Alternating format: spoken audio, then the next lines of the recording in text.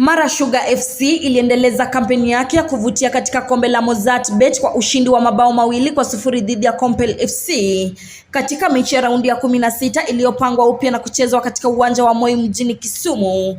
Mechi hiyo ilikuwa imecheleweshwa baada ya AFC Leopards kukata rufaa kupinga kufuzu kwa Mara Sugar, lakini rufaa hiyo ilitupiliwa mbali na FKF. Ushindi huo ulihakikishia Mara Sugar nafasi ya kucheza robo finali ya michuano hiyo na ulikuwa motisha muhimu kwa timu hiyo inayopambana pia kusalia katika ligi kuu ya FKF. Beki Lamek Omondi aliyejiunga na timu hiyo kutoka daraja dogo msimu wa kati ameimarika kuwa nguzo ya safu ya ulinzi na kuchangia pakubwa katika ushindi huo.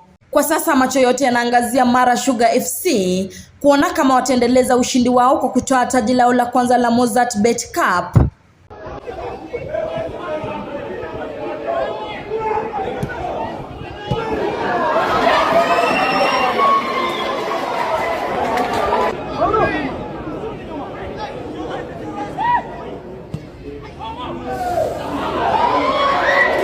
Timu zingine zilizofuzu kwa robo finali ni Kariobangi Sharks, Gor Mahia, Murang'a Seal na Ulinzi Stars. Upande mwingine wa draw unatoa nafasi kwa timu kutoka ligi ya daraja ya chini kufika finali ya ndoto, huku Nairobi United na Compel wakiwa bado kwenye kinyang'anyiro. Mechi ijayo ya Nairobi ni dhidi ya Kakamega Homeboys. Mechi za robo finali zilizothibitishwa ni Kariobangi Sharks dhidi ya Gor Mahia, Murang'a Seal dhidi ya Ulinzi Stars, Nairobi United dhidi ya Kakamega Homeboys na Kenya Police dhidi ya Mara Sugar.